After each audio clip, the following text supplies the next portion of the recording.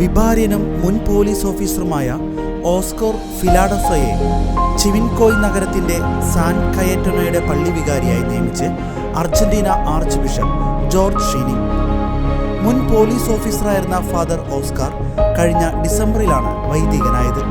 അതേസമയം father Oscar San കയറ്റാനോ ഇടവകയുടെ വികാരിയായി സ്ഥാനമേറ്റെടുക്കുന്ന തന്റെ ആദ്യ കുർബാന ഫെബ്രുവരി 25 ഞായറാഴ്ച രാവിലെ നിരവധി ഇടവകാംഗങ്ങളുടെ സാന്നിധ്യത്തിൽ നടന്നു. ബിഷപ്പ് ഷെയ്നിഗിന്റെ അധ്യക്ഷതയിൽ അതിരൂപത വികാരി ജനറൽ ഫാദർ ലൂക്കോസ് ഫിഗേറോവയുടെ മുഖ്യ കാർമ്മികത്വത്തിലായിരുന്നു ചടങ്ങ്. 2023 ഡിസംബർ 9 ന്യൂസ്ട്രസെനോറോ ഡി ലാസ് മെഴ്സിഡസ് കത്തീഡ്രലിൽ വെച്ചായിരുന്നു ഫാദർ ഓസ്കറുടെ തിരുപ്പട്ട സ്വീകരണം. 66 വയസ്സുള്ളപ്പോഴാണ് ഭാര്യയുടെ മരണത്തെ തുടർന്ന് ഓസ്കാർ വൈദികനായത്.